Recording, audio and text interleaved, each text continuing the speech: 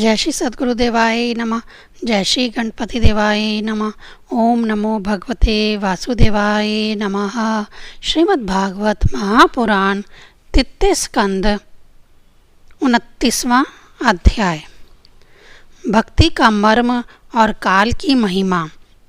देवहूति ने पूछा, प्रभु, प्राकृतिक पुरुष और महतत्वादि का जैसा लक्षण सांख्य शास्त्र में कहा गया है तथा जिसके द्वारा उनका वास्तविक स्वरूप अलग अलग जाना जाता है, और भक्ति योग को ही जिसका प्रयोजन कहा गया है वह आपने मुझे बताया।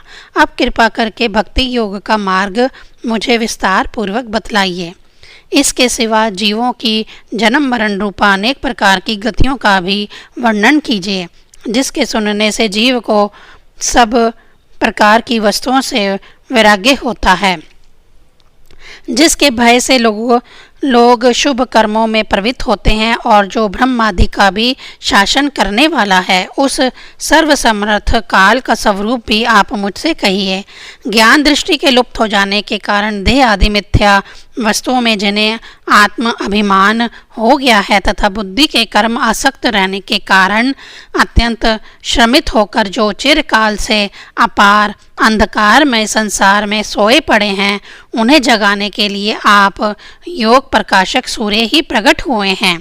श्री मैत्रेय जी कहते हैं, कुरुश्रेष्ठ विदुर जी, माता के ये मनोहर वचन सुनकर महामुनि कपिल जी ने उनकी प्रशंसा की और जीवों के प्रति दया से द्रवीभूत हो बड़ी प्रसन्नता के साथ उनसे इस प्रकार बोले। श्री भगवान ने कहा, माता जी, साधकों के भाव के अनुसार भक्ति योग का अनेक प्रकार से प्रकाश होता है, क्योंकि स्वभाव और गुणों के भेद से मनुष्यों के भाव में भी विभिन्नता आ जाती है। जो भेददर्शी क्रोधी पुरुष हृदय में हिंसा, दम और मत्स्यार का भाव रखकर मुझसे प्रेम करता है, वह मेरा तामस भक्त है। जो पुरुष विषय, यश और ऐश्वर्य की कामना से प्रतिमा आदि में मेरा भेदभाव से पूजन करता है, वह राजस भक्त है। जो व्यक्ति पापों को क्षय करने के लिए परमात्मा को अर्पण करने के लिए ही और पूजन करना कर्तव्य है, इस बुद्धि से मेरा भेदभाव से पूजन करता है, वह सात्विक भक्त है। जिस प्रकार गंगा का प्रवाह अखंड रूप से समुद्र की ओर बहता रहता है, उसी प्रकार मेरे गुणों के श्रवण मात्र से मन की गति का तेल धाराव्रत अविच्छिन्न रूप से मुझ सर्व अंतर्यामी के प्रति हो जाना तथा मुझ पुरुषोत्तम में निष्काम और अनन्य प्रेम होना, यह निर्गुण भक्ति योग का लक्षण कहा गया है। ऐसे निष्काम भक्त दिए जाने पर भी मेरी सेवा को छोड़कर सालुक्य, सृष्टि, समीप्य, स्वरूप्य और संयुज्य मोक्ष तक नहीं लेते। भगवत सेवा के लिए मुक्ति का तिरस्कार करने वाला यह भक्ति योगी परम पुरुषार्थ अथवा साध्य कहा गया है। इसके द्वारा पुरुष तीनों गुणों को लांघ कर मेरे भाव को, मेरे प्रेम रूप आप प्रकृत स्वरूप को प्राप्त हो जाता है। निष्काम भाव से श्रद्धा पूर्वक अपने नित्य नैमित्तिक कर्तव्यों का पालन कर नित्य प्रति हिंसा रहित उत्तम क्रिया योग का अनुष्ठान करने, मेरी प्रतिमा का दर्शन, स्पर्श, पूजा, स्तुति और वंदना करने, प्राणियों में मेरी भावना करने, धैर्य और विराग के अवलंबन, महापुरुषों का मान, दीनों पर दया और समान स्थिति वालों के प्रति मित्रता का व्यवहार करने, यम नियमों का पालन, अध्यात्म शास्त्रों का श्रवण और मेरे नामों का उच्च स्वर से कीर्तन करने से तथा मन की सरलता, सत्पुरुषों के संग और अहंकार के त्याग से मेरे धर्मों का यानी भागवत धर्मों का अनुष्ठान करने वाले भक्त पुरुष का चित्त अत्यंत शुद्ध होकर मेरे गुणों के श्रवण मात्र से अनायास ही मुझ में लग जाता है। जिस प्रकार वायु के द्वारा उड़कर जाने वाला गंध अपने आश्रय पुष्प से घनेंद्रिय तक पहुंच जाता है, उसी प्रकार भक्ति योग में तत्पर और राग द्वेष विकारों से शून्य चित्त परमात्मा को प्राप्त कर लेता है। मैं आत्मा रूप में सदा सभी जीवों में स्थित हूँ। इसीलिए जो लोग मुझ सर्वभूत स्थित परमात्मा का अनादर करके केवल प्रतिमा में ही मेरा पूजन करते हैं, उनकी वह पूजा स्वांग मात्र है।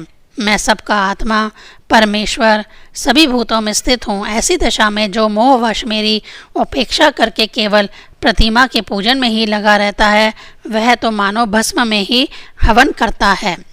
जो भेददर्शी और अभिमानी पुरुष जो दूसरे जीवों के साथ वैर बांधता है और इस प्रकार उनके शरीरों में विद्यमान मुझ आत्मा से ही द्वेष करता है, उसके मन को कभी शांति नहीं मिल सकती। माता जी, दूसरे जीवों का अपमान करता है, वह बहुत सी घटिया बढ़िया सामग्रियों से अनेक प्रकार के विधि विधान के साथ मेरी मूर्ति का पूजन भी करे तो भी मैं उससे प्रसन्न नहीं हो सकता। मनुष्य अपने धर्म का अनुष्ठान करता हुआ तब तक मुझ ईश्वर की प्रतिमा आदि में पूजा करता रहे, जब तक उसे अपने हृदय में एवं संपूर्ण प्राणियों में स्थित परमात्मा का अनुभव न हो जाए। जो व्यक्ति आत्मा और परमात्मा के बीच में थोड़ा सा भी अंतर करता है, उस भेददर्शी को मैं मृत्यु रूप से महान भय उपस्थित करता हूँ। अतः संपूर्ण प्राणियों के भीतर घर बनाकर उन प्राणियों के ही रूप में स्थित मुझ परमात्मा का यथा योग्य दान, मान, मित्रता के व्यवहार और समदृष्टि के द्वारा पूजन करना चाहिए। माता जी, पाषाण आदि अचेतनों की अपेक्षा वृक्ष आदि जीव श्रेष्ठ हैं। उनसे सांस लेने वाले प्राणी श्रेष्ठ हैं। उनमें भी मन वाले प्राणी उत्तम और उनसे इंद्रियों की वृत्ति से युक्त प्राणी श्रेष्ठ हैं। सनेंद्रिय प्राणियों में भी केवल स्पर्श का अनुभव करने वालों की अपेक्षा रस का ग्रहण कर सकने वाले मत्स्य आदि उत्कृष्ट हैं, तथा रस वक्ताओं की अपेक्षा गंध का अनुभव करने वाले यानी भ्रमर आदि और गंध का ग्रहण करने वाले से भी शब्द का ग्रहण करने वाले श्रेष्ठ हैं। उनसे भी रूप का अनुभव करने वाले उत्तम हैं और उनकी अपेक्षा जिनके ऊपर नीचे दोनों ओर दांत होते हैं, वह जीव श्रेष्ठ हैं। उनमें भी बिना पैरों वालों से बहुत से चरणों वाले श्रेष्ठ हैं, तथा बहुत चरणों वालों से 4 चरण वाले और 4 चरण वालों से भी 2 चरण वाले मनुष्य श्रेष्ठ हैं। मनुष्यों में भी 4 वर्ण श्रेष्ठ हैं, उनमें भी ब्राह्मण श्रेष्ठ है। ब्राह्मणों में वेद को जानने वाले उत्तम हैं और वेदज्ञों में भी वेद का तात्पर्य जानने वाले श्रेष्ठ हैं।